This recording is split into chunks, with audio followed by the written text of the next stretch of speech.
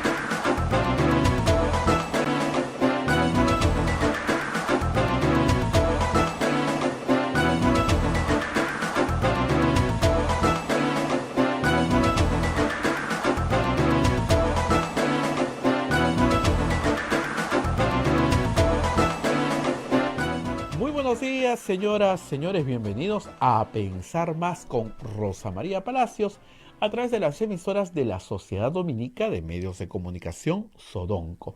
La Sociedad Dominica de Medios de Comunicación está integrada por Radio Santa Rosa en Lima, 1500 kilociclos en la AM, amplitud modulada, 105.1 en la FM, frecuencia modulada al sur de nuestra capital, toda la zona de Villa El Salvador, donde tenemos una sintonía muy especial y total. Gracias. También tenemos Radio Santo Domingo en Chimbote, Radio San Martín en Arequipa, Radio Veritas Cusco, Radio Cepagua Ucayali, Radio Quillabamba en la Convención, Radio Madre de Dios en Puerto Maldonado. En Huánuco nos escuchan por Radio Huánuco, Ayacucho Radio La Voz de Ayacucho, Puno Radio Pública, Ancash Radio Moro, Huancayo Radio Cumbres, la radio del Arzobispado de Huancayo, Satipo Radio Milenio, Abancay Radio Estación Solar, Yurimagua Radio Oriente, Cajamarca Radio Los Ángeles, Lampa Radio Radio San Valentín en Lampa, Radio Activa en Cerro de Pasco, Radio Continental en Huanta, AM Tagua nos ponen podcast en todo el Perú y el mundo, y también estamos en la plataforma móvil del Facebook. Usted nos mira a través del Facebook y también nos mira a través del YouTube en señal en vivo. Comparte este programa y le estamos muy, pero muy agradecidos. Bien, ya estamos listos con Rosa María que nos está esperando. Rosa María, ¿cómo estás? Muy buenos días. Muy buenos días, Abel. Aquí ya en Lima, ya salí de mi reclusión después de 4 meses lejos. De nuevo acá y como siempre con mucho frío, ¿no? Ya estamos, como decíamos, con Abel, con chopita y con medias.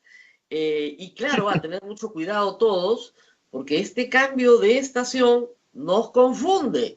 Y claro, con el COVID afuera, uno comienza a creer que tose porque tiene COVID, así que mucho cuidado. Pero antes de seguir conversando con ustedes, no me puedo olvidar, porque acá la tengo, de la mención de la Pontificia Universidad Católica del Perú. Pontificia Universidad Católica del Perú, comprometidos con una nueva historia. El Bicentenario del Perú nos ofrece la oportunidad de rescatar lo que ha vivido nuestro país, valorar su diversidad y avanzar juntos hacia un futuro mejor. La PUC conmemora este momento histórico con un programa de materiales educativos, encuentros académicos, exposiciones y audiovisuales. Descubre PUC Bicentenario en bicentenariopuc.edu.pe. Así estamos esta mañana fría de abril, 27 de abril, en medio de una segunda vuelta cada vez más tormentosa, ¿no? Las cosas se están poniendo duras para ambos candidatos y también creo que para la población. Yo quiero hacer de nuevo, Abel, un llamado a la calma porque, a ver, vamos a ir despacio para que tal vez los logra convencer. Ayer el dólar se volvió a disparar a su récord histórico encima del 3.8. A la venta llegó a estar en 3.86. Nunca en la historia del dólar ha estado tan alto en el Perú.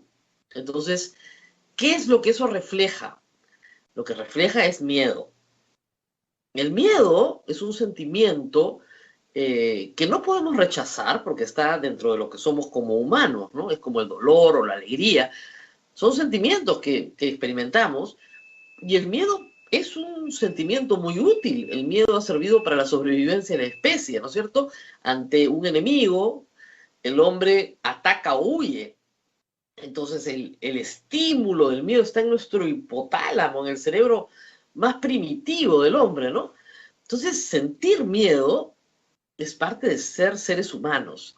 Hay mucha gente que me dice, es que no quiero sentir miedo. Bueno, nadie quiere estar triste tampoco, pero es parte de nuestra humanidad. Y es un sentimiento de alerta, porque obviamente el miedo es lo que hace que usted se ponga doble mascarilla, se lave las manos. Es ese sentimiento de alerta que lo pone en guardia frente a la adversidad. Claro, eso genera una enorme ansiedad si uno no sabe controlar su miedo, ¿verdad? Pero no hay que temerle al sentimiento, hay que temerle a lo que hacemos con ese miedo. Entonces, la ansiedad, la exageración, el perder el control por miedo, pues no nos ayuda. Tenemos que aprender a manejar nuestros sentimientos. Una campaña como la que vivimos, en medio de una pandemia, como si ya no tuviéramos miedos suficientes, a veces ante la imposibilidad de hacer los planes más siquiera pequeños, ¿no? Porque algo pasa vinculado a la enfermedad, ¿no? Imagínense que yo planeé ir al convento a grabar un ratito y de repente uno de los chicos se enferma. Entonces todo el plan cambia. Bueno, así estamos viviendo. Entonces, claro, vivimos en un estado de ansiedad que, unido al miedo a lo desconocido, con lo que hemos tenido que convivir durante todo el año, pues se agrava en una campaña electoral donde tenemos un candidato completamente desconocido, que viene acompañado de un plan no realizado por él, sino por Vladimir Cerrón, que plantea prácticamente destruirlo todo y volver a nacer, digamos, como nación. Y cuando digo esto, no estoy exagerando. El señor Vladimir Cerrón propone, por ejemplo, que seamos un Estado federal y somos un Estado unitario. Propone la desaparición de ciertas instituciones del Estado para que sean reemplazadas por otras. Entonces, presume la desaparición de ciertas libertades. Entonces, claro, es un cambio radical. Pero el señor Cerrón no es el candidato, en primer lugar. Y en segundo lugar, para que todos nos calmemos un poco y seamos racionales, porque el miedo se tiene que trabajar desde la racionalidad, tenemos que tratar de entender qué cosa es lo que estamos eligiendo. Y eso es una pregunta que yo le hago a mucha gente. ¿Estás eligiendo rey? No, no. O sea, el Perú no es una monarquía, es una república. La persona que ocupa la presidencia de la república no tiene poderes omnímodos, no puede hacer lo que le da la gana. Tenemos esa idea que nos viene, por supuesto, de los muchos militarismos que hemos sufrido durante los 200 años de vida republicana. Y claro, cuando tienes un dictador militar, efectivamente tiene poderes omnímodos, pues. Pero no tenemos un dictador militar desde 1980. Fujimori, con todos sus rasgos autocráticos, como dice el libro de José Alejandro de Godoy, El último dictador, con todo eso, había cosas que no podía hacer. Y las que no pudo hacer fueron las que determinaron finalmente su caída. O sea, nadie tiene poderes omnímodos en una democracia. El presidente elegido no hace lo que le da la gana, hace lo que puede hacer dependiendo de lo que pueda controlar.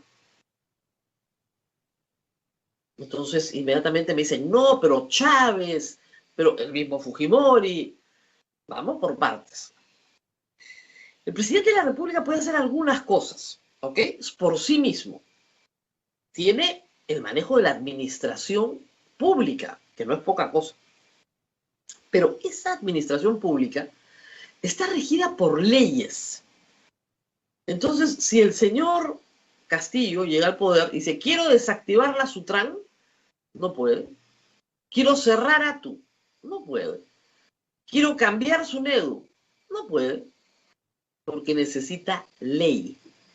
son organismos públicos descentralizados regulados por ley, cuyo funcionamiento se carga a través de la ley. O sea, todo se puede cambiar a través de la ley. ¿Tiene el señor Castillo control del Congreso de la República? No. No lo tiene. ¿Quién controla el Congreso de la República? Más bien sus opositores. Hay solo 2 partidos de izquierda elegidos en este Congreso. Uno es Perú Libre, con 37 congresistas. El otro es, Juntos por el Perú, con 5 congresistas. 37 más 5, 42. Todos los demás no se proclaman, digamos, partidos de la facción del señor Cerrón, es decir, marxista, leninista, ninguno. Marxista, leninista, China post-Mao, es más o menos el combo que tiene Cerrón en la cabeza. Ninguno. Ni siquiera el señor Castillo, que ha sido, como digo, militante de Perú Posible durante 15 años. Si hubiera querido ser comunista, tenía una serie de organizaciones políticas, filiales del Partido Comunista Peruano, o sea, escisiones, si quieren, del Partido Comunista Peruano, que podía haber militado, pero nunca militó ahí. Nunca ha sido Patria Roja, ha combatido a Patria Roja. Combate a Patria Roja para tener su propio sindicato. No el sindicato SUTEP controlado por Patria Roja. Entonces, hay que tomar las cosas con un poquito de calma. El señor Castillo, si llega a la presidencia, ¿puede cerrar el Congreso porque le da la gana? No, no puede. No puede. Le tienen que censurar 2 gabinetes. Y no creo que este Congreso le censure nada. Y si él intenta disolver el Congreso, lo van a vacar primero, muchísimo más rápido. ¿Puede el señor Castillo disolver, como les decía, organismos públicos descentralizados relativamente exitosos como la SUNEDU? No, no puede. No puede. Puede poner en SUNEDU como representante del Ministerio de Educación efectivamente a una persona incompetente, ignorante, que haga mucho daño. Sí, sí puede. Eso claro que puede. Pero que lo puedan disolver, no puede. Es decir, su capacidad de hacer daño a los poderes constituidos es muy pequeña en la medida en que no controla nada más que su votación a la presidencia de la República. Y recordemos que es una persona que en primera vuelta tiene 2.400.000 votos. Eso es el 10% del padrón nacional de electores. O sea, representa a una minoría. No representa al otro 90%. Entonces, no controla a las masas, porque no va a haber una masa, ¿no es cierto?, que lo respalde, porque, reitero, el 90% del país no votó por él. No controla el Congreso ni remotamente. Con suerte llega a 42 votos, no tiene ni siquiera los 44 para salvarse. No controla las Fuerzas Armadas.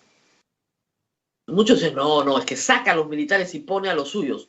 ¿Cuáles son los suyos? Tendría que tener un Montesinos, como tuvo Alberto Fujimori, que durante 2 años, desde 1990 hasta 1992, fue cultivando una serie de relaciones para colocar las personas que Montesinos necesitaba en el momento necesario, el 5 de abril de 1992, para dar un golpe de Estado e inmediatamente aparecieran, ¿no es cierto?, las Fuerzas Armadas respaldando el golpe. Si no tienes las Fuerzas Armadas respaldando tu golpe, no tienes golpe. O sea, chao. Todo esto es una ecuación, es una suma. Hay elementos que son sustanciales. El monopolio de la fuerza lo tiene el Estado. Si tú no tienes al garante del monopolio de la fuerza, no tiene fuerza. Entonces no se puede. Yo no conozco en este momento en el ejército peruano militares golpistas. Por el contrario, tanto en la FAP como en la Marina, que no son los que decían los golpes tradicionalmente, tenemos personas más bien de talante democrático. En este momento en el Congreso de la República hay 3 oficiales, 2 de la Marina y 1 del Ejército, o sea, entrando, que son personas de talante democrático y anticomunistas, como han dicho ellos mismos, como tenemos el almirante Montoya, el almirante Cueto o el general Quiabra.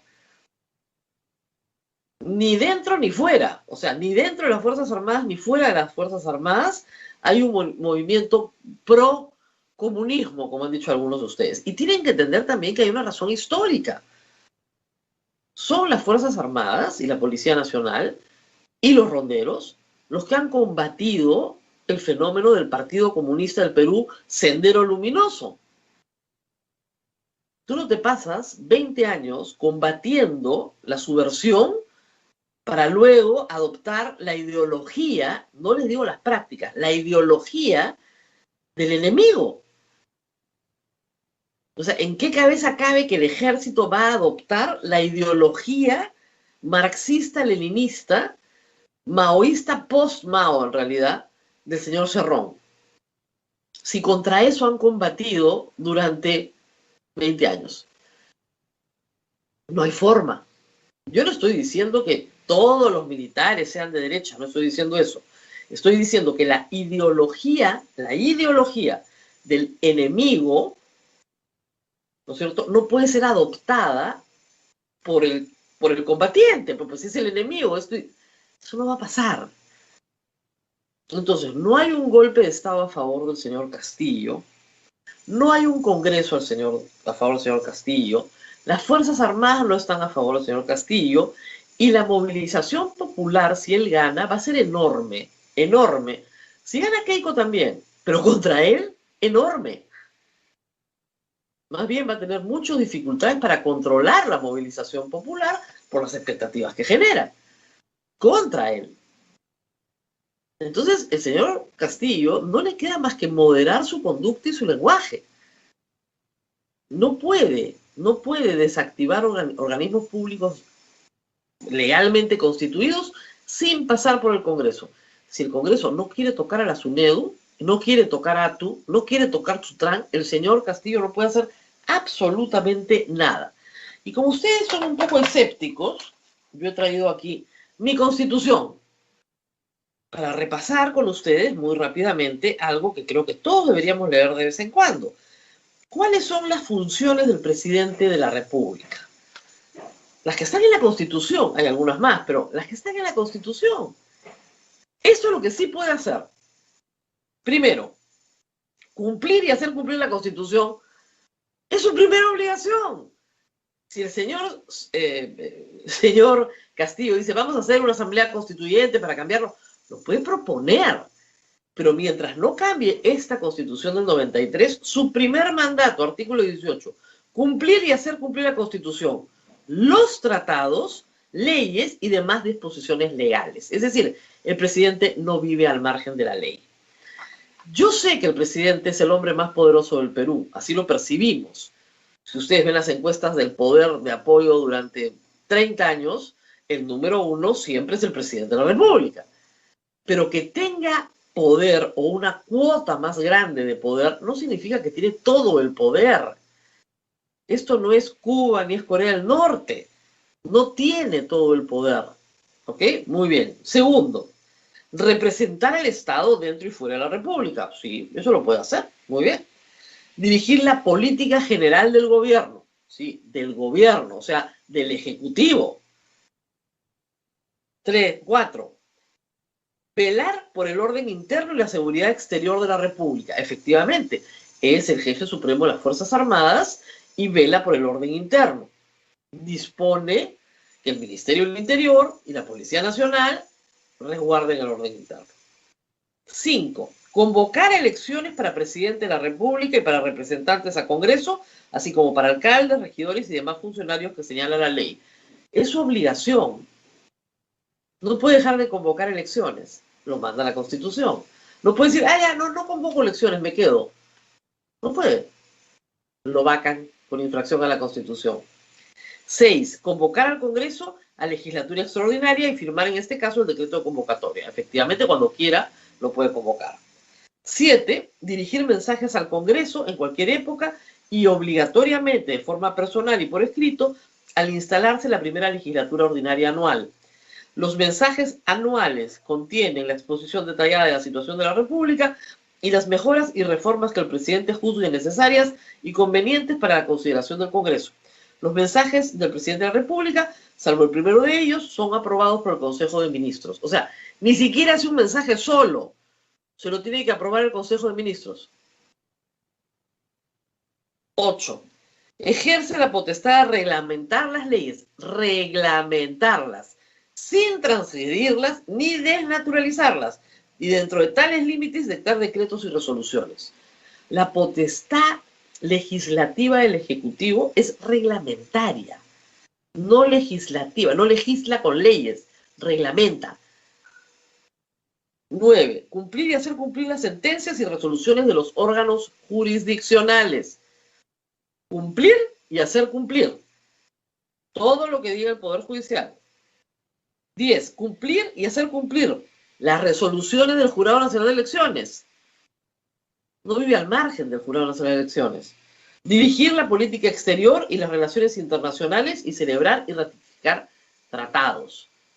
El señor Pedro Castillo no puede decir nos vamos a salir de todos los tratados que tenemos firmados.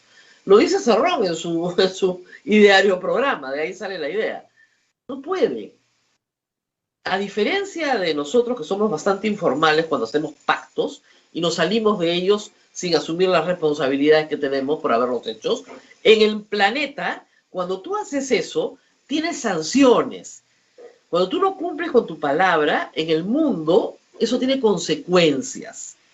Esa es la razón, por ejemplo, por la cual, por ponerles un ejemplo, un dictador militar como Juan Velasco Alvarado le pagó el íntegro del justiprecio a la International Petroleum Company. Día de la Dignidad Nacional, hemos tomado la Breve Pariña hasta Lara en el año 68. Por lo bajo, en secreto, no había libertad de expresión, se negocia y se paga lo que valía todas las instalaciones de International Petroleum Company. Porque fuera del Perú, tú no puedes hacer lo que te da la gana. Sí le puedes robar su propiedad a los peruanos sin ningún problema, eso se hizo en la reforma agraria, pero a los gringos les pagaron hasta el último centavo. Entonces, Castillo no puede salir a decir yo no voy a reconocer tratados, porque en el instante en que tú no reconoces tratados, hay consecuencias para el Perú. Todo tiene consecuencias. Muy bien. Nombrar embajadores y ministros plenipotenciarios con aprobación del Consejo de Ministros con cargo a dar cuenta al Congreso. Sí, pues, el señor Castillo puede decidir no respetar la línea de carrera de Cancillería y nombrar a sus amigos embajadores. Puede. ¿Le hace daño al Perú? Sí, un poco. Si sus amigos no son competentes, puede hacerle daño al Perú. Ha sucedido antes muchas veces, pero ¿es grave? No es muy grave, ¿no es cierto? Muy bien. ¿Qué más? Recibir a los agentes diplomáticos extranjeros y autorizar a los cónsules el ejercicio de sus funciones. No es difícil.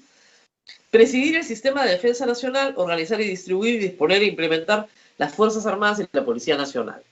Creo que en eso lo van a ayudar la Fuerza Armada y la Policía Nacional, porque no tienen la más remota idea de cómo desempeñar esta función.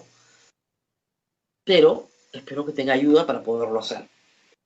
Adoptar las medidas necesarias para la defensa de la República, de la integridad del territorio y la soberanía del Estado. Eso es una defensa ante una invasión extranjera, etc.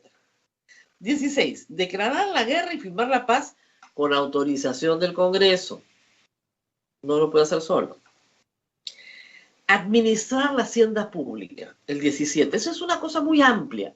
Administrar la hacienda pública quiere decir que el dinero, el presupuesto nacional, lo formula el Ejecutivo y lo aprueba el Congreso, pero lo formula el Ejecutivo. Entonces las políticas de hacienda pública sí corresponden al Ejecutivo. Cómo se gasta, cómo se recauda.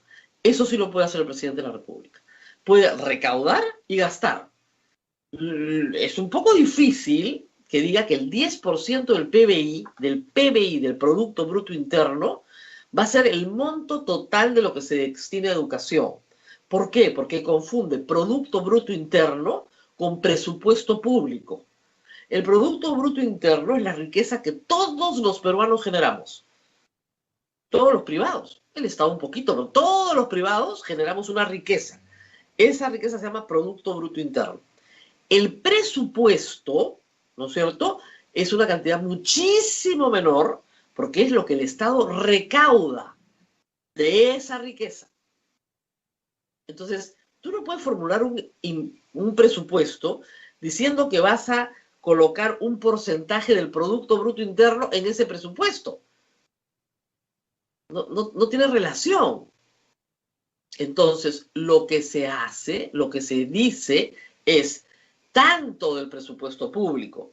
Actualmente el 20% va para salud y el 20% va para educación, entre todos los rubros.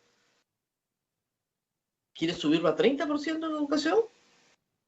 Ya, lógico, razonable, puede ser. ¿A qué le vas a quitar? Porque a algo le tienes que quitar.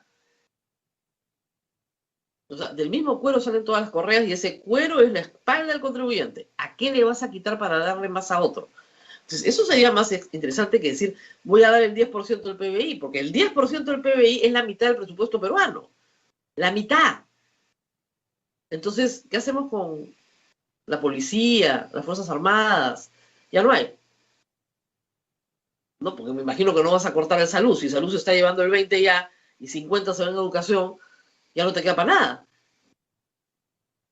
Creo que la parte de números le falla. Administrar la hacienda pública, pues es un asunto bastante más complicado que lanzar números. Muy bien.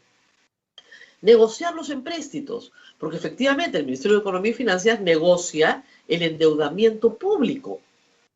19. Dictar, este es bien importante, dictar medidas extraordinarias mediante decretos de urgencia con fuerza de ley en materia económica y financiera, cuando así lo requiera el interés nacional y con cargo a dar cuenta al Congreso. El Congreso puede modificar o derogar los referidos decretos de urgencia. Es decir, si el presidente comienza a sacar decretos de urgencia inconstitucionales para expropiar, por ejemplo, lo declaran inconstitucional en el Congreso. Lo derogan al día siguiente. Y este va a ser un presidente, si es que logra ganar Castillo, muy vigilado por el Congreso, obviamente. 20. Regular las tarifas arancelarias. Esa es una de las pocas cosas que realmente puede hacer solo el presidente. ¿Qué es esto? El arancel es el impuesto que se le pone a la importación. En el Perú los aranceles son muy bajos para promover el libre comercio y beneficiar al consumidor. El consumidor final se beneficia con productos que vienen del mundo entero con un impuesto de entrada muy bajo. Entonces puedes adquirirlos. Si te suben el impuesto, ya no los puedes adquirir. Normalmente los gobiernos, y el caso de Cerrón, él tiene esa visión, los gobiernos que son cerrados, que no creen en la libertad de comercio, levantan los aranceles para que los productos no entren, ¿no es cierto? Y el consumidor final peruano se vea obligado a comprar el producto nacional, que es probablemente de peor calidad, y está a un precio muchísimo más alto. Como ese producto no compite, tiene un monopolio otorgado por el Estado. Eso sucedió en los 70s y 80s en el Perú, y conocemos perfectamente cómo termina, con productos de muy mala calidad y poco competitivos en el mercado internacional. La liberalización de mercados ha logrado que los productos peruanos sean tremendamente competitivos, no solamente en el Perú, sino en el mundo, y que hoy muchas empresas que solamente trabajaban para el mercado interno exporten, porque son tremendamente competitivas. Y eso costó muchísimo, inversión, quiebra, pérdidas, todo, pero se logró una empresa peruana mucho más sólida, con una política arancelaria de aranceles bajos. Hizo que el Perú fuera más competitivo. Le falta mucho, por supuesto, pero eso es una medida para darle posibilidad de competir en el mercado. Conceder indultos y conmutar penas. Eso sí, él y Keiko lo pueden hacer. Ejercer el derecho de gracia en beneficio de los procesados en los casos en que la etapa de instrucción haya excedido el doble de su plazo más el ampliatorio.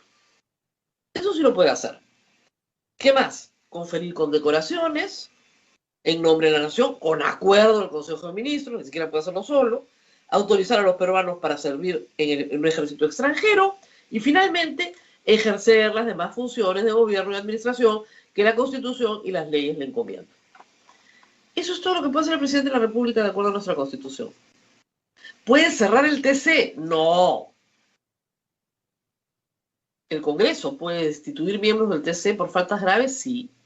Eso fue lo que hizo Alberto Fujimori con 3 magistrados del Tribunal Constitucional en 1998. Y ese fue el principio del fin de Alberto Fujimori, porque no lo controlaba todo.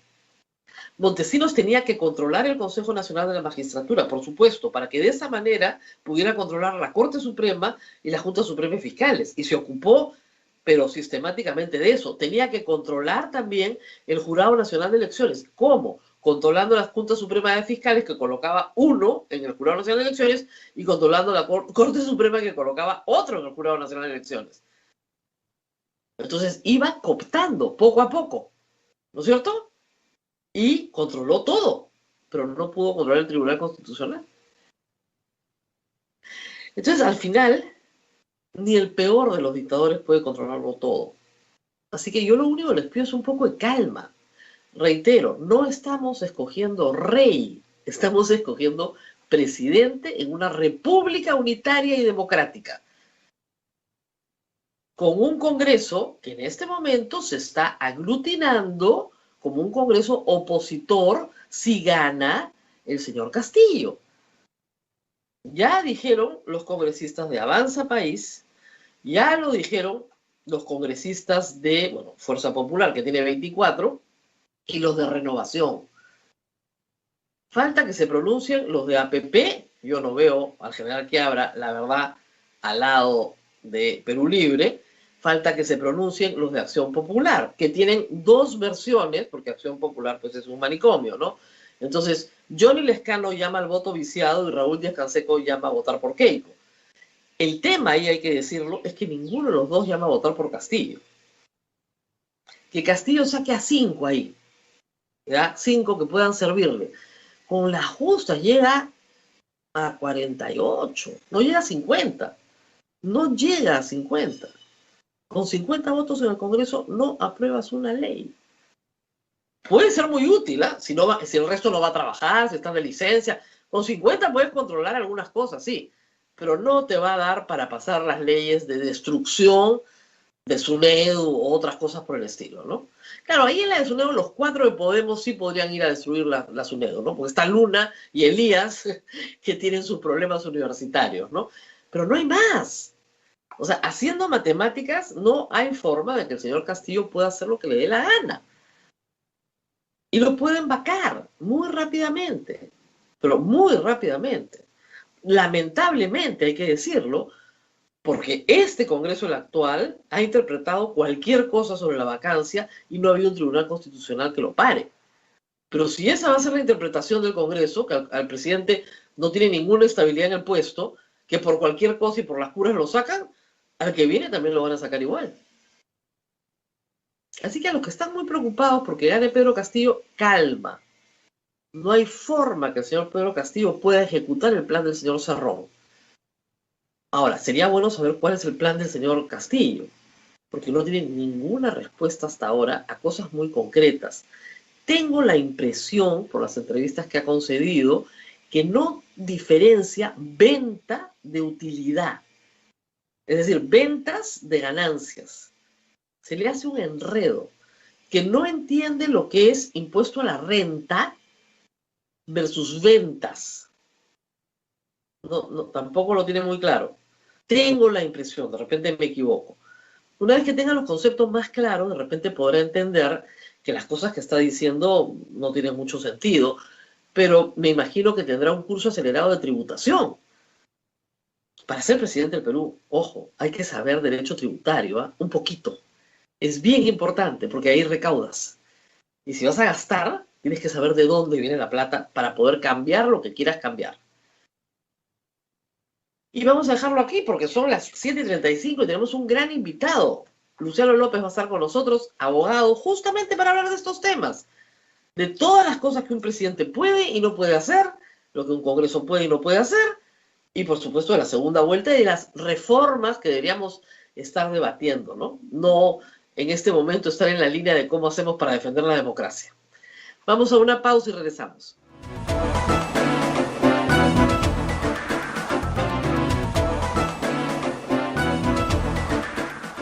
Sodomco, Sociedad Dominica de Medios de Comunicación.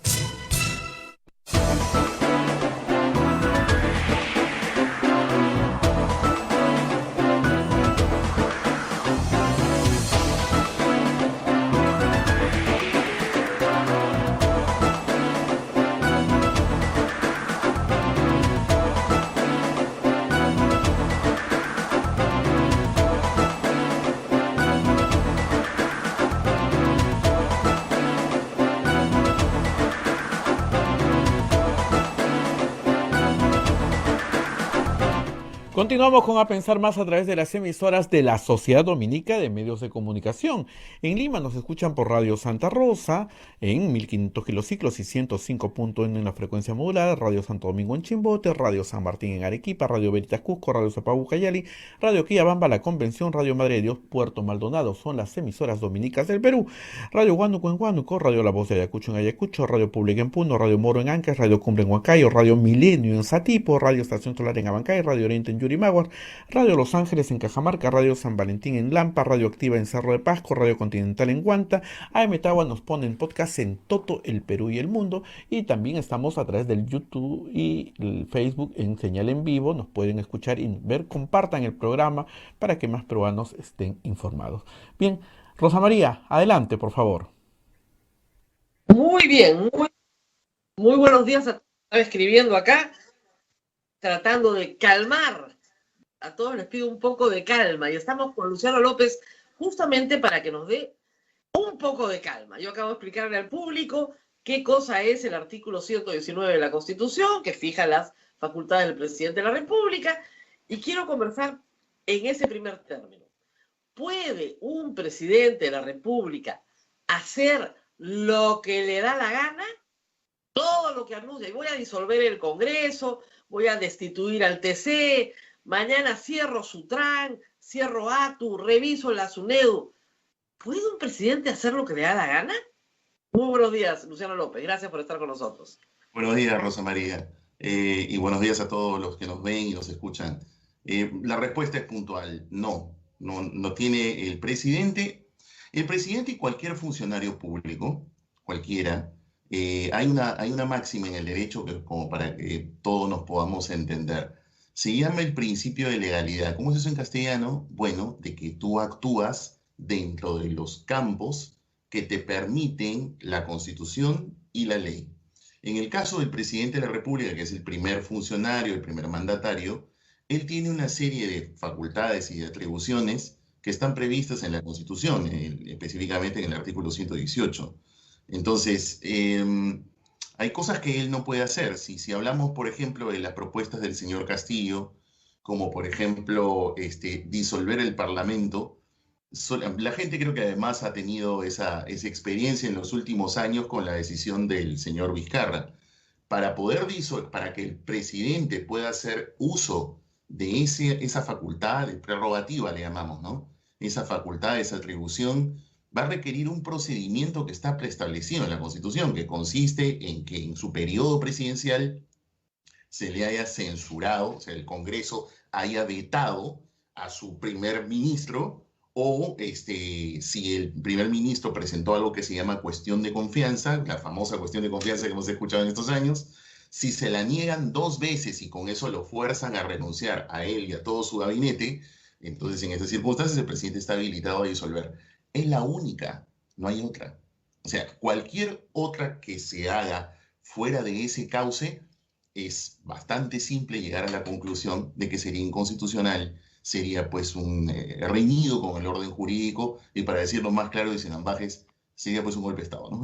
Entonces, claro, definitivamente eso no se puede hacer. Para calmar a mi público, ¿qué pasa? Dice, pero si da un golpe de Estado.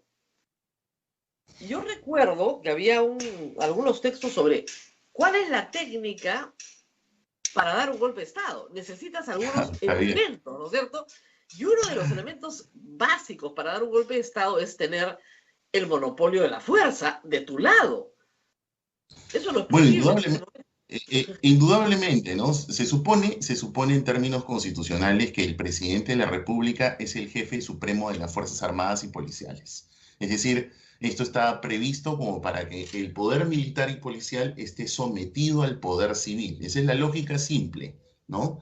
En los hechos, en lo factual, además, para que es un golpe de Estado, más allá de que salgas del cauce constitucional, del camino constitucional, rompas el orden jurídico, en esas circunstancias las Fuerzas Armadas te tienen que acompañar. Pasó en el 5 de abril del año 92, ¿no? O sea, cuando Fujimori disuelve fuera del cauce constitucional el Parlamento y una serie de instituciones, a lo mejor los mayores o los jóvenes lo puedan haber visto en algún video, los tanques amanecieron en la puerta del Congreso, en la puerta de la casa del presidente del Senado, que en ese tiempo era el señor Osterling, ¿no? En la puerta de la casa del presidente de la Cámara de Diputados, en ese tiempo era Bobby Ramírez del Villar, ¿no? Entonces hubo toda una trifulca porque los parlamentarios querían ingresar al recinto del Congreso. Hay unas famosas imágenes del connotado jurista, el doctor Raúl Ferrero, ¿no? Que era un senador en ese tiempo, cómo le cae el agua de los pinochitos porque él trataba de ingresar al Parlamento como senador. Entonces, esas circunstancias las narramos como para que la gente se pueda dar una idea de lo que justamente estás mencionando. Para que pueda haber un golpe de Estado, la Fuerza Armada tiene que acompañarte en una serie de situaciones totalmente autocráticas y antidemocráticas como las que acabamos de comentar. En el artículo 117 de la Constitución se establecen las causales por las cuales el presidente de la República puede ser acusado. Una de ellas es disolver el Congreso, sin el trámite previsto en la Constitución. Sin el trámite, es que ese es el detalle. Por eso es que la Constitución dice puntualmente que si disuelve el Parlamento fuera del cauce del 134, por eso lo dice textual, y el 134 es la manera de cómo disolver que ya todos hemos visto y conocemos.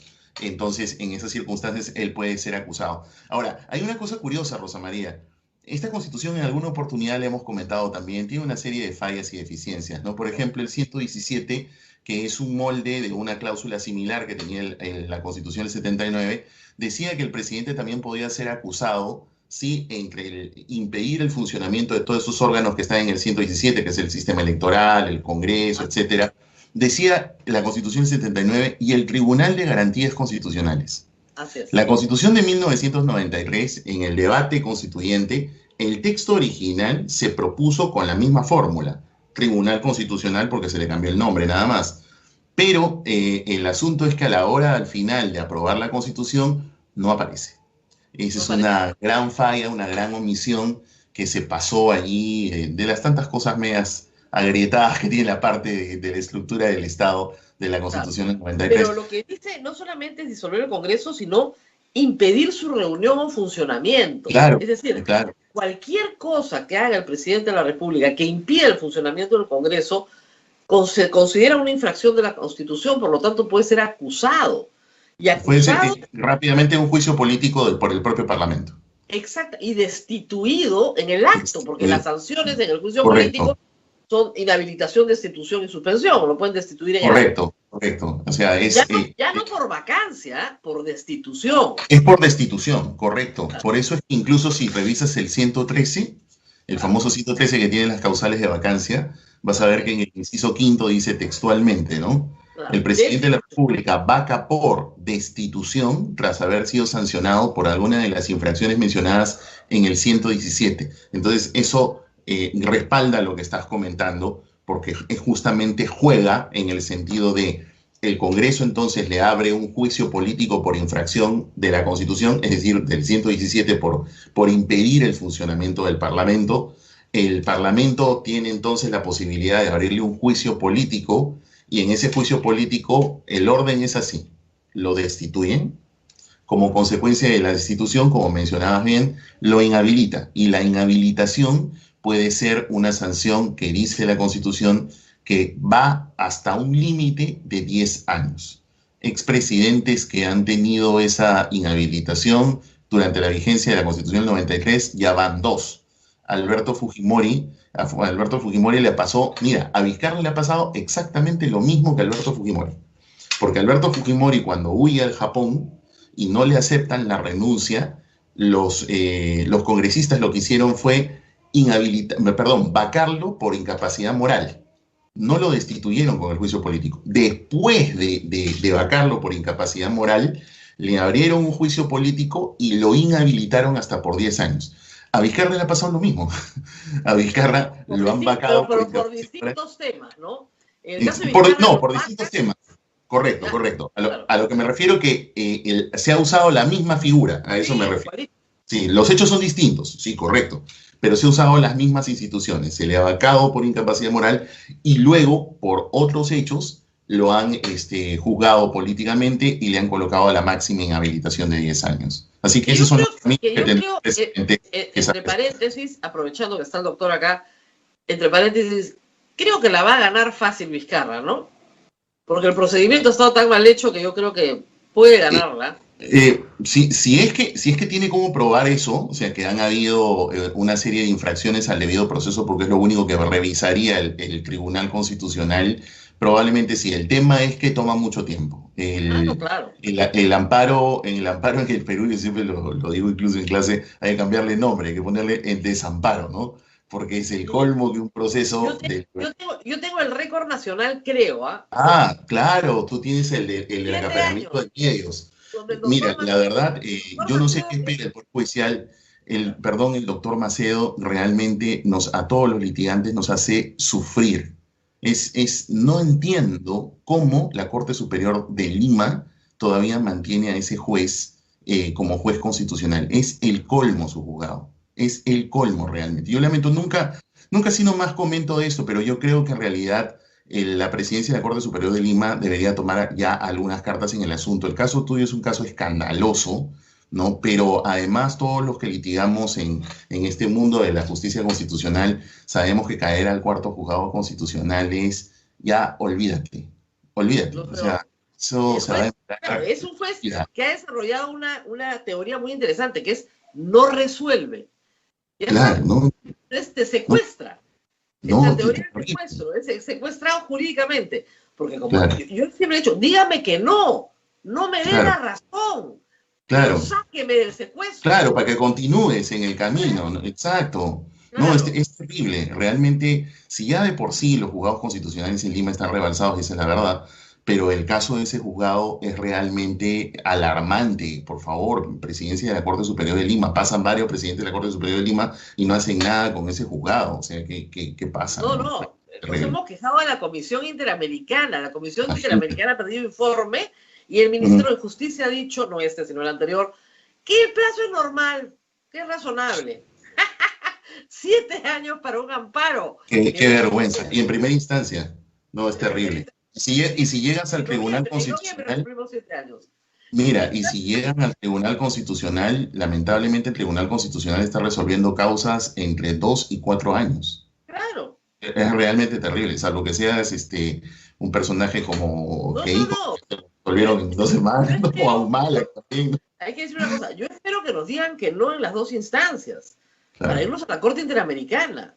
El interés de esa acción es conseguir un leading case para América Latina. Sí, claro. Es litigio estratégico, es otra historia. ¿Ya? Es otra historia, pero que al menos el señor lo libere, ¿no? Lo deja que corra, porque lo tiene ahí estancado. Nunca se nos ocurrió, cuando yo la firmé, que 7 años después, y siendo un tema de campaña, el tema de acaparamiento de medios es un tema de campaña, está en el plan de gobierno del señor Cerrón, no se haya resuelto. Pero bueno, también lo habíamos invitado para hablar de algunas reformas. Y el problema es que hay textos de reforma ahorita corriendo en el Congreso, algunos con menos suerte que otros. Empecemos por la bicameralidad, un asunto que todos los que estudian Derecho Constitucional consideran que es el camino correcto. El problema son las formas. Entonces, los incentivos, ¿no? Quieren inventar una legislatura ordinaria que se ha hecho antes en la historia del Perú para aprobar la bicameralidad. No con la idea, ¿no es cierto?, de mejorar el desempeño del Congreso, sino con la idea de que se puedan reelegir como senadores, ¿no? Entonces, es una cosa de locos. ¿Es el momento para aprobar la bicameralidad o lo dejamos al Congreso que entra? Me parece que en realidad, si tuviese que pasar, Rosa María, creo que no debería evitarse la consulta popular. Me explico. Lo que pasa es que el artículo 206 de la Constitución, que es la cláusula que permite las reformas parciales de esta, tiene 2 reglas. Tiene una regla que le podemos llamar una regla general, ¿no? Que es que tú apruebas una reforma con una mayoría calificada del número legal de congresistas, o sea, 66, 67. Y una vez que lo apruebas, tiene que ir a consulta vía referéndum. Esa es la regla general, es el camino normal. Pero como en el Perú lo general se convierte en excepcional, más bien la regla general ha pasado a ser una excepción, porque siempre se usa la regla excepcional, la de omitir el referéndum por 2 legislaturas ordinarias sucesivas. La única vez durante los casi 27 años de vigencia de la Constitución del 93, que se usó la regla general, fue en las consultas populares del año de diciembre del 2018. Fue la única vez. Entonces, partir la legislatura, como lo quieren hacer ahora, en dos, se ha usado una sola vez. Se usó además en una situación totalmente extrema y excepcional, que fue con la caída del Fujimorato. Cuando salió el video Curen Montesinos y Fujimori dio un mensaje a la nación y dijo, voy a proponerle al Congreso adelantar las elecciones en las que yo no voy a participar. Chicos, sobre todo los más jóvenes, ahí vean YouTube el famoso mensaje de Fujimori. Entonces se armó una mesa de diálogo de la OEA y con la mediación de la OEA se modificó la Constitución para reducir ese periodo de 5 años a 1.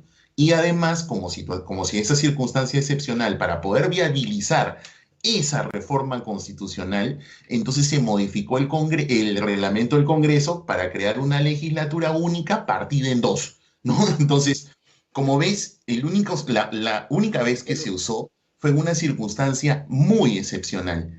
¿Qué circunstancia excepcional podría existir ahorita para que puedas partir y evitar el referéndum si políticamente, además, pese a que, como tú bien lo has dicho, lo más razonable es ir a una segunda cámara, como siempre lo hemos tenido? Solamente 2 veces en la historia constitucional hemos tenido en el Perú cámaras así únicas. Entonces, el asunto es que lo más conveniente política y constitucionalmente es que si lo aprueban, vaya a una consulta popular que tendría que ser pues en el segundo semestre de este año. Omitirla sería terrible. Para mí, si es que el Senado pudiese ser consultado a la población, siempre y cuando lo quisieran aprobar en lo que queda de legislatura, debería ir acompañado con otro tipo de reformas que pueden ser, que no grandes para nada, pero sí muy puntuales, que sirvan como un seguro, por decirlo de alguna manera, para la estabilidad democrática, cualquiera que sean las dos opciones que gane la presidencia. Por ejemplo, hacer precisiones en el 117, que estábamos conversando, de que no cobertura delitos comunes cometidos antes de que ejerza su función. Porque, por ejemplo, es el colmo que una persona que está a vísperas de un juzgamiento vaya a tener un empalme salvo porque logró la presidencia, por ejemplo. Lo otro es, yo no creo que deberían elegir magistrados del Tribunal Constitucional, pero como podrían ser copados, entonces aprovechen para mostrarle a la población que se desprenden de una serie de privilegios. Entonces podrían modificar el 201 para reformar la forma de elección. Yo, por ejemplo, he propuesto que el proceso de selección, es decir, de reclutamiento de los jueces, se encargue a la Junta Nacional de Justicia porque es el órgano que se encarga de eso, ¿correcto? Y de esa plancha, divides por tercios. El tercio de mejor calificación en el concurso, su pase directo y sin escala, y ocupa sus escaños en el tribunal. 1/3 elige el Ejecutivo, 1/3 el Legislativo. ¿De dónde me lo inventé? No soy inventor de la pólvora. Así era en la Constitución del 79, con la única diferencia que el concurso no estaba a cargo de otro ente, que era el Consejo de la Judicatura, que lo preveía la Constitución del 79, pero sí estaba dividido 1/3 por el Ejecutivo, 1/3 por el Legislativo, 1/3 por el Poder Judicial, y era renovable por tercios. Así es. Con lo cual, Rosa María, lo más lógico es aumentar el número de plazas del tribunal, porque 7 es totalmente antitécnico. Nosotros teníamos el número mínimo que hay en América Latina, que son 9, así teníamos en el Tribunal de Garantías Constitucionales, y en Europa, que es de donde viene el modelo, Alemania tiene 16, España tiene 12. Para mí deberían ser 12, porque si no vas a cambiar el sistema bicameral, en los hechos el tribunal está funcionando como segunda cámara. Entonces, un Senado, claro. Exacto, es un Senado con 7. Actualmente es un Senado. Claro, y un Senado con 7 personas. Claro, en los últimos 5 años ha derogado 6 leyes. O sea, claro, es un récord de récords. 6 leyes derogadas. Y también, claro, y además el número antitécnico, que es de 7, ha hecho que, por ejemplo, 2 casos históricos, valga la redundancia, en toda la historia del Tribunal Constitucional, en uno se tenga una votación muy apretada, 4-3, que fue el caso de la disolución, que comentamos en alguna oportunidad contigo en tu programa, y el segundo, que ha sido un caso vergonzoso, que era el caso de la vacancia por incapacidad moral, y que el tribunal, por 4 votos contra 3, Se lavó las manos. no se pronunció, o sea, no Se se lavó las manos. pronunció. Poncio Pilato. Pasó algo similar a lo que sucedió antiguamente con el Tribunal de Garantías Constitucionales en un viejo fallo que fue el caso de los votos blancos y nulos, que pese a que eran 9, pese a que eran 9 por 6 votos contra 3, no se logró la mayoría para poder declarar fundado y entonces simplemente se quedaron sin resolución. Por eso es que desde mi modesto punto de vista, creo yo que un modelo eficiente podría ser como el español: 12 jueces, de tal manera que además internamente te agrupas hasta en 4 salas de 3 para Claro. sacar la carga, ¿no? Tienes mayor amplitud, les pones 9 años de duración, pero los 12 no se van a quedar 9 años, sino Claro. los renuevas cada 3. Claro. Entonces, y en los 3, con sus tercios, mejores del concurso, su silla directa, el tercio, el Ejecutivo elige de allí y el Congreso elige de allí. Al menos le cortaste los circuitos de la repartija, lo acotaste. En el Perú todo puede pasar, pero al menos lo acotaste regularmente porque están eligiendo sobre una plancha de una gente que ganó un concurso. Entonces, si el Parlamento hiciera ese tipo de modificaciones y las pasara con el Senado, creo que además daría cierta tranquilidad a muchos de los ciudadanos que evidentemente y por fundadísimas razones no creen ninguna de las dos opciones. Y las dos opciones que ingresan tendrían además acotadas ciertas funciones si es que quisieran copar el tribunal, si es que quisieran generar algún régimen. Es curioso, ¿no? Porque en el caso del señor Castillo, propone una nueva constitución, completa, nueva, desde cero. Todos sabemos, los que hemos estudiado la Constitución, que ninguna constitución es de cero, porque toda constitución tiene que recoger dos cosas: una lista de derechos protegidos, garantizados por el Estado, y una organización para el Estado. Y la democracia se organiza en poderes autónomos que pesan y contrapesan y se balancean. O sea, no es nueva la Constitución. Ahora, sí, claro, quiere introducir, como lo hizo Chávez en Venezuela, como lo hizo Evo en Bolivia, probablemente mecanismos de reelección perpetua y otras cosas que se colocan en las constituciones, como lo hizo también Fujimori. Ahora, esta idea de una nueva constitución, ¿estamos en un momento constituyente? ¿Eso es así? Porque podría haber un momento constituyente, ¿no? Hay muchas cosas. Keiko Fujimori sí propone reformas, pero propone la renovación del Congreso, que es una buena reforma, por mitades. No sé, por mitades a mitad del mandato, como la propuso la Comisión de Alto Nivel. O sea, sí hay reformas, no las ha vendido bien, hay que decirlo, ¿eh? Porque ni las ha mencionado, pero están en el plan. ¿Ya? ¿Qué camino seguir? A ver, primero la pregunta anterior que decías: ¿estamos en un momento constituyente? Yo al menos sentí que había un mayor momento constituyente, ¿sabes cuándo? Cuando Vizcarra disolvió el Congreso. Eso. Tú recordarás, conversamos contigo, yo incluso no estaba de acuerdo con esa figura, en realidad no lo estoy, pero acato lo que dijo el tribunal, etcétera. Pero me da la impresión que en ese momento estábamos en un momento constituyente, porque no había, como ahora, a puertas de una elección, al menos en el corto tiempo, y me parece que allí como que había un momento en el que si Vizcarra lo hubiese podido liderar, creo que la gente lo seguía. No lo quiso hacer, etcétera, bueno, X. Ahora estaríamos en un momento constituyente.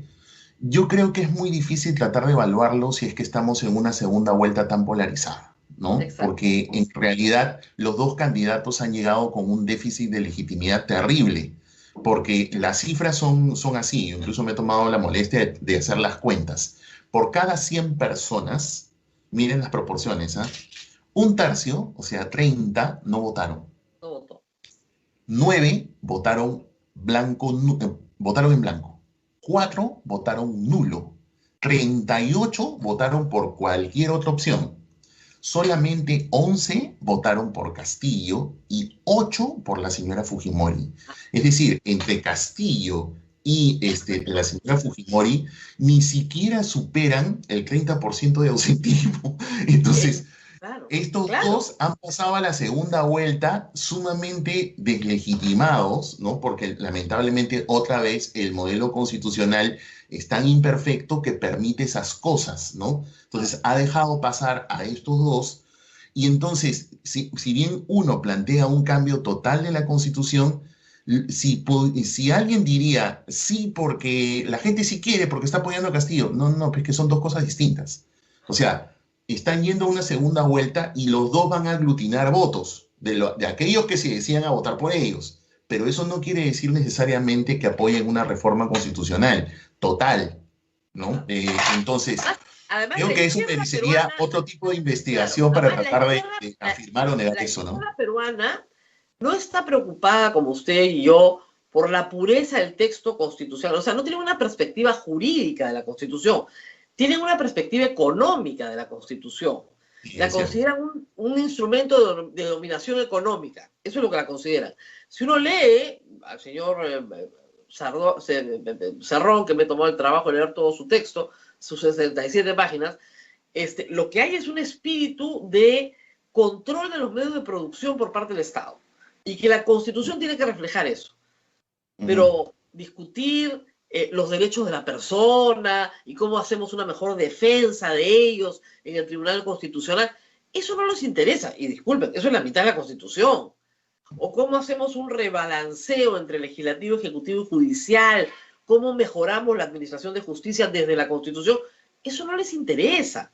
O sea, no está ahí el tema. Lo cual es garrafal, si me permites la interrupción, Rosa María, porque si bien el día a día de la gente, la parte económica es muy importante, justamente para que se pueda desarrollar todos estos derechos y libertades económicas, requieres de un sistema de justicia que al menos sea eficiente, que al menos sea rápido, que el Estado pueda darte una serie de servicios, que todos realmente tributemos, y eso no tiene nada, no tiene que ver necesariamente con la Constitución, sino con políticas fiscales que para mí han sido, la verdad, un tanto equivocadas, porque no han dedicado a hacer como yo le llamo, un TLC hacia adentro. Se han preocupado básicamente en la gran inversión antes de fomentar la formalización del gran emprendedurismo que hay en el Perú.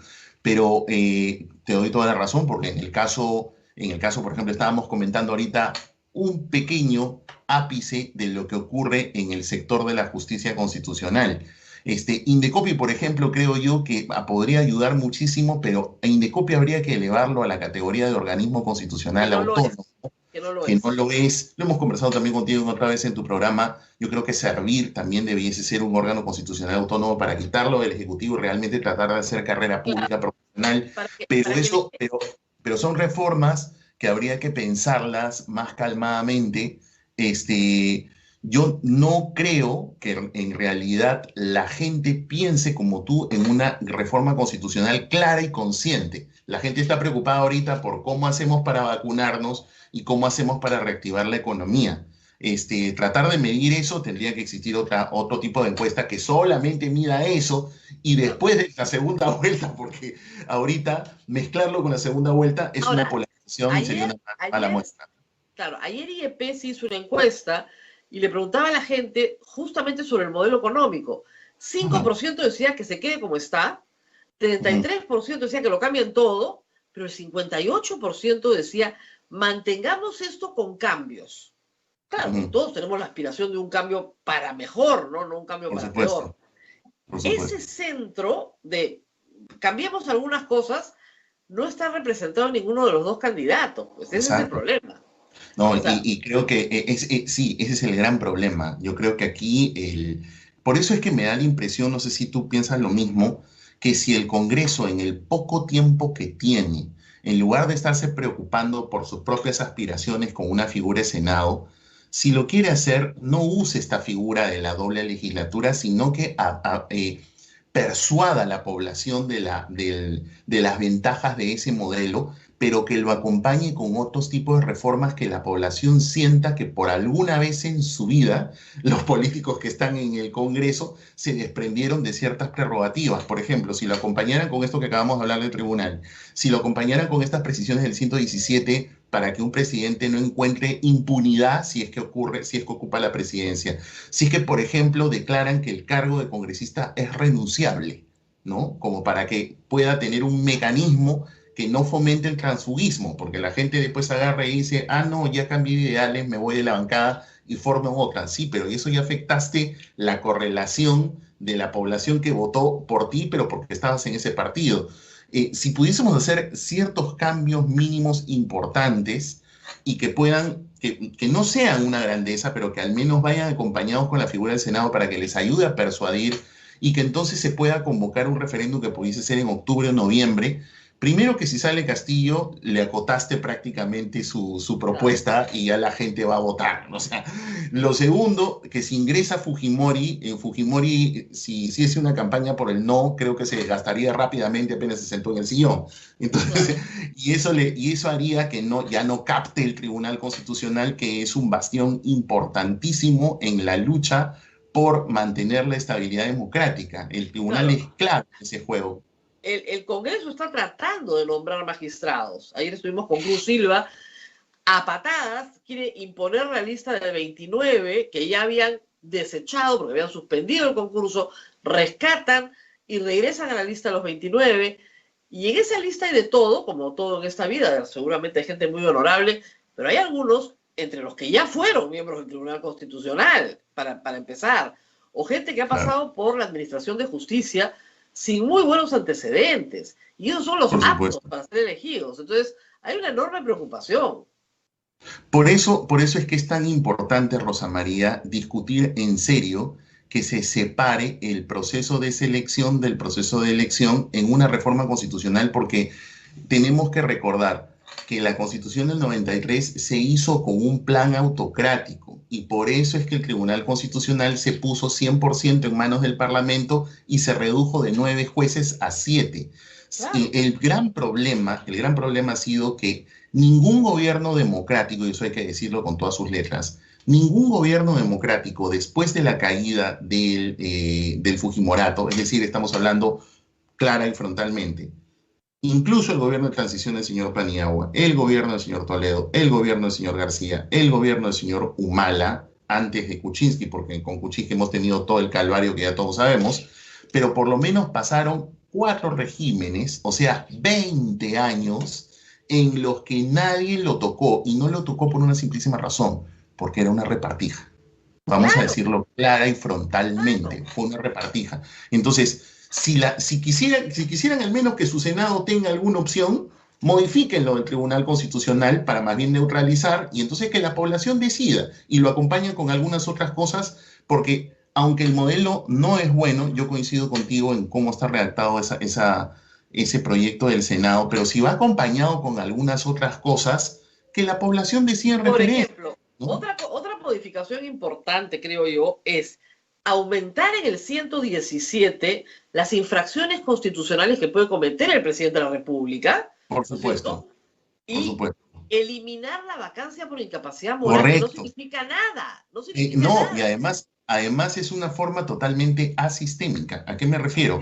El 113, cuando habla de vacancias, habla de hechos objetivos y comprobables. Por ejemplo, sexualmente se murió el presidente, ¿no? Renunció y le aceptaron la renuncia, salió del territorio nacional sin permiso, lo destituyeron. Entonces, son hechos objetivables. Entonces, ¿cómo vas a colar ahí permanente incapacidad moral si eso en realidad, a todas luces, es un instrumento de control político metido indebidamente en unas causales objetivas?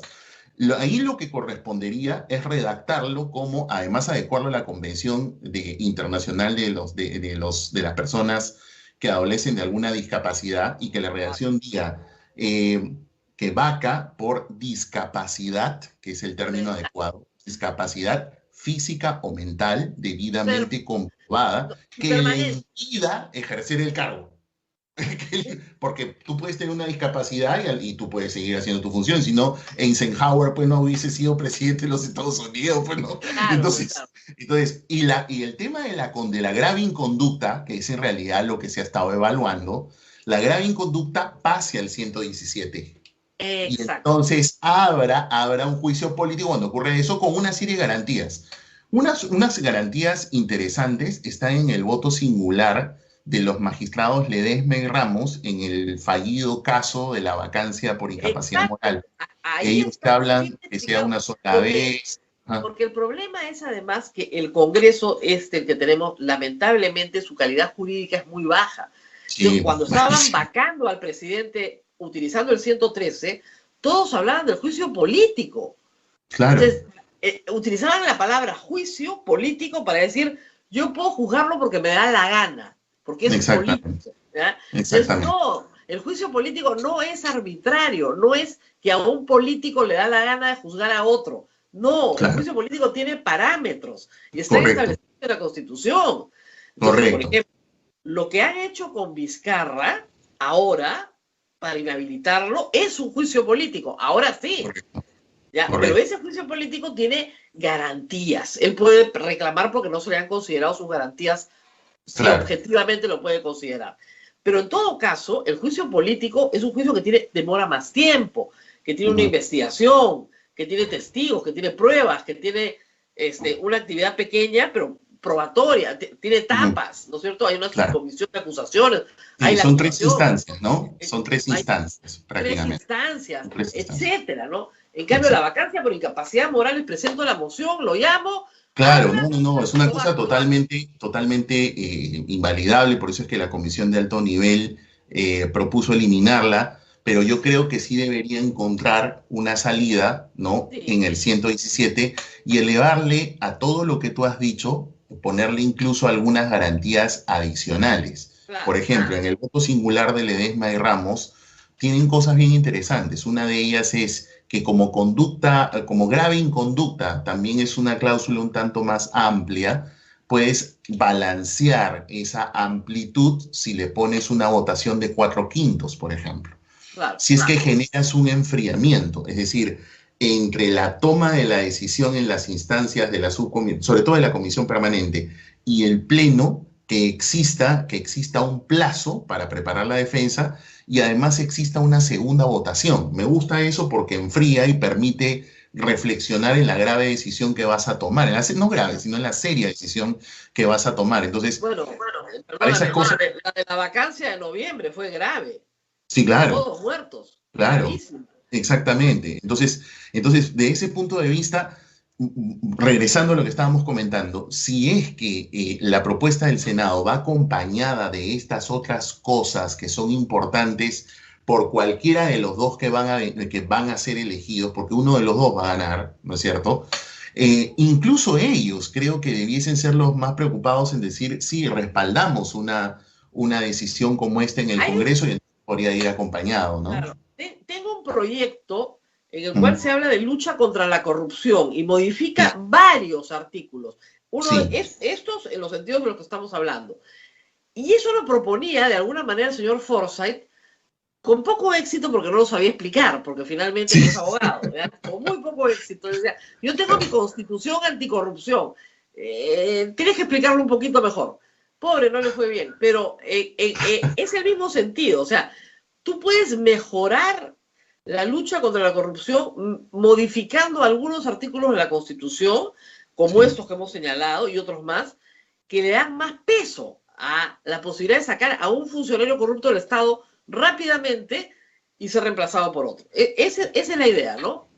Sí, por supuesto. Esa es la idea porque si se hace unas reformas constitucionales mínimas que puedan estar, por ejemplo, en el artículo 35, que es donde están los derechos políticos, y se consigne claramente de que nadie con condenas penales puede postular algún cargo público, ni financiar partidos, ni ser simpatizante, ni militante, creo que de esa manera le das realmente, no solamente sientas una base constitucional para una lucha en serio, sino que además también comienzas a tratar de ganarte la aceptación de la gente que entonces te va a aceptar esa reforma. No, es una reforma interesante porque por supuesto, la principal preocupación de las democracias, no solo en el Perú, es que el crimen organizado no se meta a la política, porque el crimen organizado financia la política. Entonces en el Perú hemos cortado la televisión, el radio, hemos cortado por varios lados, pero al prohibir, ¿no es cierto? Ya tienes un artículo, efectivamente, en el Código Penal, pero al prohibir ese financiamiento que puede ser no ilícito, pero que proviene del crimen organizado,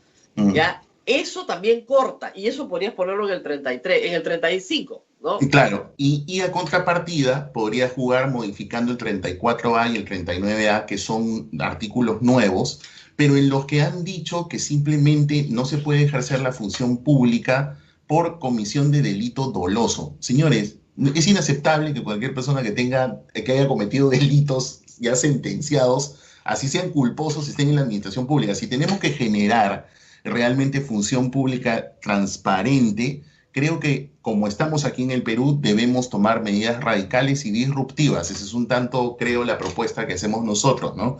Por eso es que hasta pensamos que los que estén redimidos por alta criminalidad, Doctor, el proyecto que me ha enviado es suyo.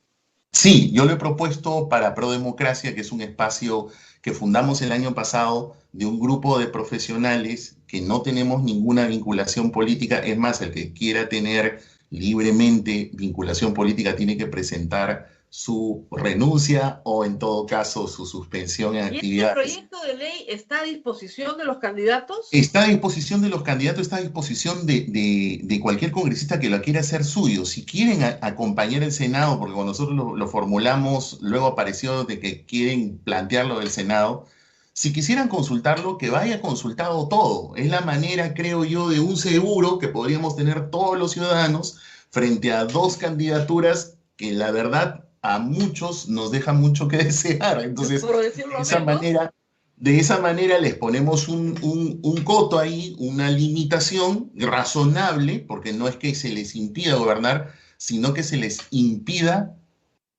fomentar corrupción, fomentar impunidad, pero sobre todo que se les impida generar un gobierno autocrático, sea el señor Castillo, sea la señora Fujimori. Creo que si el Parlamento no quisiera terminar el régimen saliendo por la puerta de atrás, sino por la puerta de adelante, creo que si se animasen a combinar estas propuestas y a consultarlas sin miedo a la población, porque eso que quieren hacer de partir la legislatura, creo que es un tremendo error. Claro, ahora, una pregunta simplemente de procedimiento. ¿Puede este Congreso presentar un proyecto de reforma constitucional y pedirle a Sagasti que convoque a referéndum para el segundo semestre cuando él ya no sea presidente? Sí, puede hacerlo, porque como decíamos hace un momento, el artículo 206 de la Constitución tiene una fórmula general. La fórmula general es así.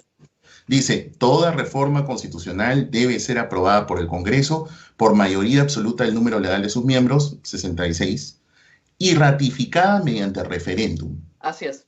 Entonces, en realidad, la regla general es que es un solo tiro. O sea, votas ahorita, por ejemplo, lo apruebas, y le tienes que mandar la autógrafa al Poder Ejecutivo para que convoque. Esto que estoy señalando es el procedimiento que se hizo en las consultas de diciembre de 2018. Así es. No me estoy inventando algo que no exista. Claro. La omisión del referéndum es la regla excepcional, porque dice la Constitución, puede omitirse el referéndum cuando el acuerdo del Congreso se obtiene de 2 legislaturas ordinarias sucesivas. Entonces, las 2 legislaturas ordinarias sucesivas, que es lo que en el imaginario colectivo todos piensan que es la regla general, no es la general, es la excepcional, es para omitir el referéndum.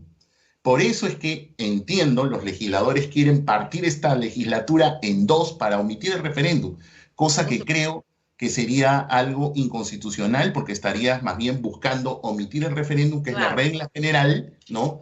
Y más bien que hasta políticamente te ayuda, nos ayuda a quienes vemos en estas 2 candidaturas carencia de legitimidad y sobre todo... No es una mala idea la que propone, que es la siguiente, pero implica un consenso muy amplio, es decir, este Congreso se tiene que poner de acuerdo con el Ejecutivo, y a lo cual es difícil porque Sagasti tiene que convocar, y a su vez tiene que ponerse de acuerdo con los 2 candidatos y estos aceptar, ¿no es cierto?, un proyecto de reforma constitucional que vamos a votar de acá a 6 meses, digamos a diciembre. Pero sería interesante, ¿no? Porque sobre todo a los dos candidatos, si quieren ganarse la confianza de la población, que van a estar en desacuerdo, van a decir que entonces están en desacuerdo con colocar estos seguros en que nadie que tenga delitos ocupe la función pública. ¿Van a decir eso ante la población? ¿Van a decir ante la población que no respaldarían que el Tribunal Constitucional realmente sea neutral? Y que entonces hagamos esta modificación de dividir el proceso de elección y entonces lo hacemos de esta manera. O sea, ¿van a estar en desacuerdo con eso? Creo que más bien... Y además, yo creo que los 2 van a estar de acuerdo en que saquen la vacancia por incapacidad moral, pero que aumenten las razones por las cuales puedes hacer juicio político. Exactamente, como lo hemos planteado en esta propuesta que está en el 117. Así es. Y los que están en el Congreso hoy, si quieren su Senado, incorporan esto y consúltenlo toda la población. Recordemos que si la autógrafa va al Ejecutivo, el Ejecutivo no puede oponerse porque la reforma constitucional no tiene derecho de veto Así del es, presidente. Por eso es que Sagasti tendría que convocar sí o sí y claro. dejaría convocar un referéndum y lo único que le quedaría a quien salga elegido presidente, que es hacer campaña por el no, creo que quedaría pésimo, ¿no? O sea, entonces, creo que podría ser una buena fórmula y de esa manera los actuales parlamentarios se reivindican con el país y que la gente decida. Yo creo que esa parte ya es imposible, ¿ah? Que los actuales se reivindiquen, imposible. Recemos porque los que vengan no sean peores. Yo creo que los que vienen no son peores, ¿ah? De ¿Sí? verdad. Parece increíble Ojalá, lo que estoy diciendo, pero ojalá. tengo la sospecha y que les toca más difícil. Y que les toca más difícil. Muy bien, doctor Luciano López, gracias por haber estado No, con al nosotros. contrario. Una Gracias, propuesta muy Rosario. concreta. Pongamos un candado a los dos que entran, para que no Exactamente, esa se es la idea. conviertan en autócratas. Lo Exactamente. hacemos ahora, Rosa María. no lo hacemos después y Y a ahora referéndum. lo que es más, Rosa María, ahora que hay poco tiempo, pero tiempo, porque después que vengan ellos dos, no sabes qué va a pasar. No, o sea, y Este además, es el ¿cómo momento. se va a oponer el señor, ¿cómo se llama? Castillo, a Claro. una reforma constitucional? Es lo que él está planteando. Exactamente. Y además Entonces, no es con referéndum. Es mejor que asamblea constituyentes. Todo el pueblo vota, completo. exactamente. Mucho Entonces, mejor, vamos a más eso. Es la democrático mejor. no hay. Ojalá. Gracias, Rosa María. Ojalá. Muy bien, Ojalá. gracias al doctor López por Gracias. haber estado con nosotros. Un Nos abrazo. tenemos Buen que día. ir a ver, o tienes muchas Sí, preguntas. tengo varias preguntas. No se vaya, doctor. A ver, Ok. rapidito. A ver, dice, tener un Senado que no se pueda renovar ni disolver, ¿no sería una bomba de tiempo ante un conflicto con el Ejecutivo? No, sí se puede renovar y disolver. Ah, no, perdón, el Senado no se disuelve, pero sí se renueva cada 5 años. ¿Cómo no se va a Sí, renovar? claro. En realidad, a ver, desde 1920 nosotros tenemos un modelo en el que el Congreso, sea unicameral o bicameral, se ha venido renovando conjuntamente con el Ejecutivo cada 5 años. Esa reforma por primera vez en el Perú se instauró en la Constitución del 20 con Leguía. Antes, durante el siglo XIX, nosotros teníamos renovación, recuerdo que era por tercio, si no me falla la memoria, pero Leguía lo cambió en la Constitución del 33, se mantuvo el modelo, en el 79 igual y en el 93 ni que hablar. Entonces, eso le puede dar una respuesta al televidente que nos está haciendo la pregunta, porque el Senado efectivamente se renueva con la Cámara Baja, si fuera bicameral, con la Cámara de Diputados, cada 5 años. Si existiese una figura de renovación parlamentaria, que es una propuesta que ha habido, al menos los modelos que existen en el derecho comparado en otros países, es que la Cámara que se renueva es la Cámara Baja, es decir, se renueva la de diputados, ¿no? Pero el Senado se mantiene hasta el final, o sea, ese es más o menos un modelo. Hay otros modelos como el estadounidense, por ejemplo, que más bien se renueva también el Senado, ¿no? Entonces, pero creo que definitivamente, para ir directo a su pregunta, si existiese Senado, ese Senado estaría 5 años conjuntamente con la Cámara Baja o de Diputados y se elegiría conjuntamente con un presidente como se ha hecho desde 1920 en el Perú. ¿Qué cosas puede hacer el señor Castillo unilateralmente? ¿Qué es lo único que le permite la Constitución? Solamente lo que está en la cláusula del 118, que son cosas muy, muy puntuales, convocar elecciones para Por si presidente. acaso, leí todo el 118 y lo comenté al principio del Ok. programa, Entonces, completito. todo está ahí. Miren, básicamente en lo económico, decretos de urgencia, pero que el Congreso los puede derogar si son inconstitucionales. Totalmente. Y lo Exactamente. segundo es, lo único que puede hacer solo es fijar los aranceles a la importación. Claro. Los Nada aranceles más. importantes. Sí, correcto. Eso es lo único. De verdad, Sí. es lo único. ¿Ah? Sí, todo lo Ahora, demás. Ajá. ojo, solo tampoco, ¿ah? Porque el presidente siempre necesita un ministro. Sí, Solo porque tampoco. además la idea de que trabaje con ministros es porque los que asumen la responsabilidad política, los fusibles, son sus ministros. Así está diseñado el modelo, ¿no? Así es.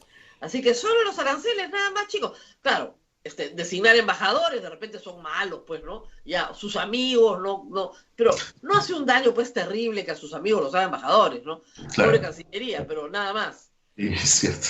Doctor, ¿Qué doctor, más? ¿el señor Castillo puede cerrar el Congreso, forzar alguna figura constitucional, No. haciendo cuestiones de confianza por cualquier tema?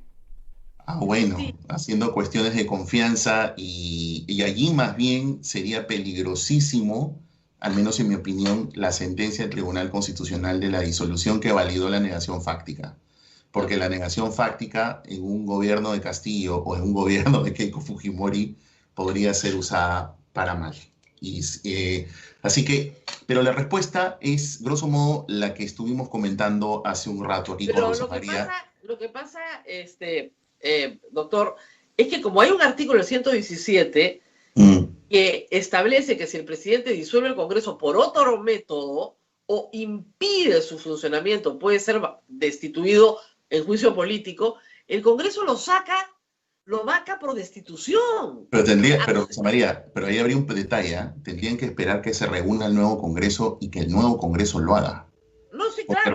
Porque recuerda que durante la disolución, en ese llamado interregno, el Congreso, bien o mal, está disuelto y solamente funciona la comisión permanente para No, evaluar no, unas no. cosas. Pero le Cualquier explico. destitución tendría que ocurrir con el nuevo. Claro, pero son dos gabinetes. Al primer Ah, gabinete, sí, claro, sí. ahí nomás dice, Correcto. señor, usted está haciendo una maniobra para Sí, impedir sí, nuestro no, funcionamiento claro. y actos Sí, preparatorios. es lo que hemos estado hablando hace un momento. La disolución del Parlamento tiene que ir por el cauce de que establece la Constitución, que es el 134, de las dos negaciones de confianza o las dos censuras. Entre una y otra, yo tengo el juicio Exacto. político. Sí, correcto. Estamos partiendo de la Ya premisa de está. que eso se cumple, ¿correcto? Porque si usase mal la negación fáctica, todo ese rollo, cualquier juicio de destitución lo tendría que hacer el Congreso que viene. No. Lo haces entre la primera y la segunda.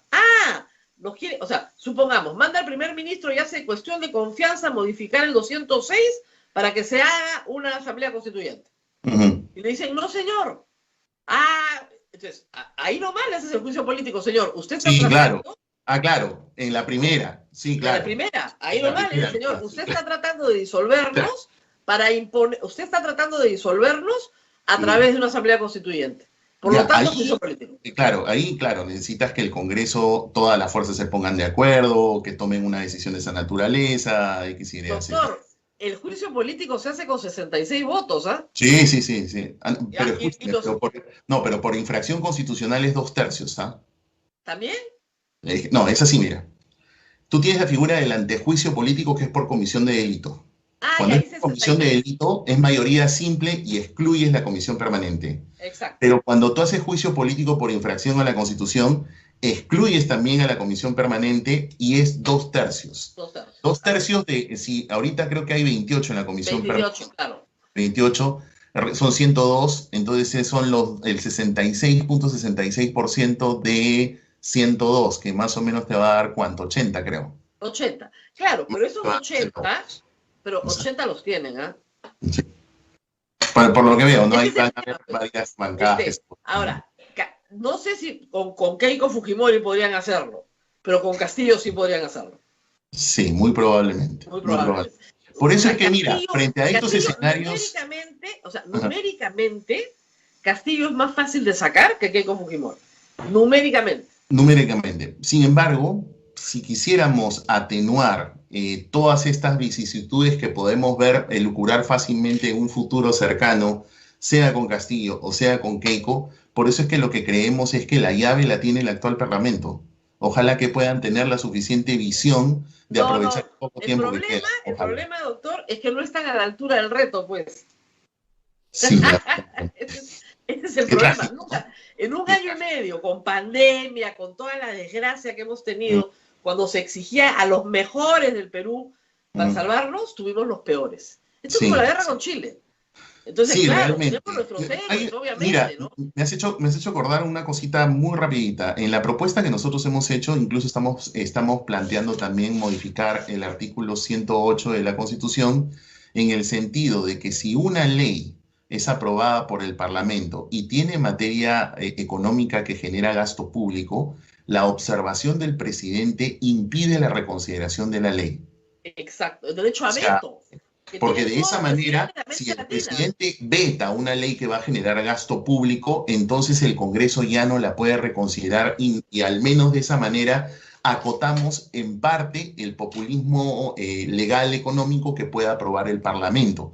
Por eso, estas son medidas razonables, o sea, si es que las pudiesen incorporar, aprobar y que se consulten en referéndum, Sagasti lo deja convocado y se acabó, creo que entonces cualquiera de los dos que vengan tendrían al menos unas cuotas de poder acotadas para que no se salgan de un carril y no nos estén exponiendo más de lo que ya nos podrían exponer hoy del solo hecho de que estén candidateando en una segunda vuelta. Así es. Doctor, muchísimas gracias. Me No, tengo al que ir a mi contrario. trabajo. Gracias, Rosa María, siempre un placer. Muy interesante. Ojalá nos llamen a los que sabemos, pues, ¿no? Ojalá, ojalá. Nos vemos, un abrazo, a cuidarse.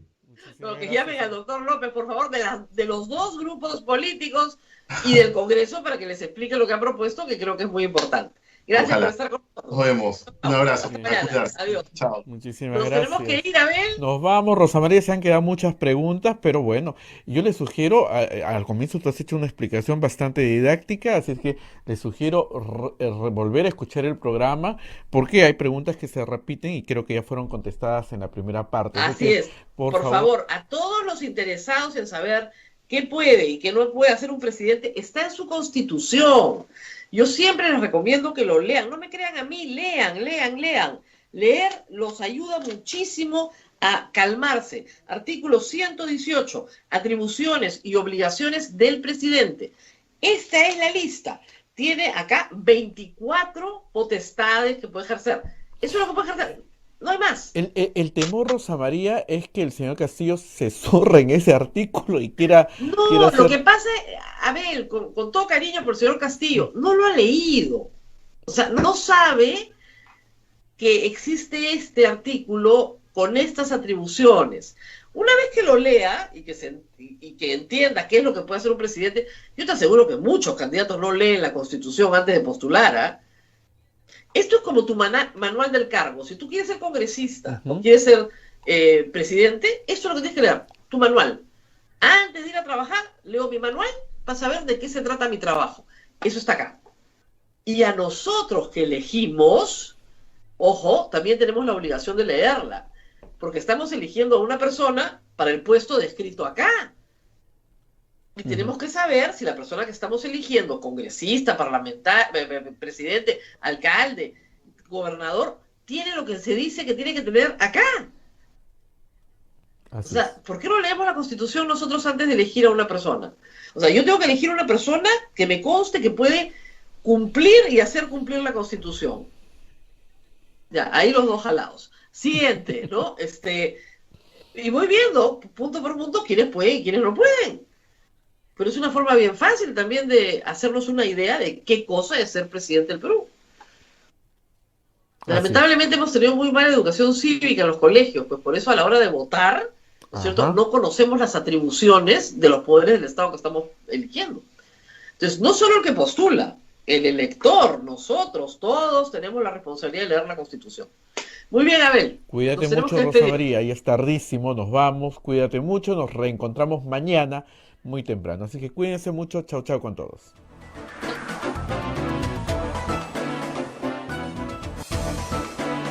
Hasta aquí, A Pensar Más con Rosa María Palacios.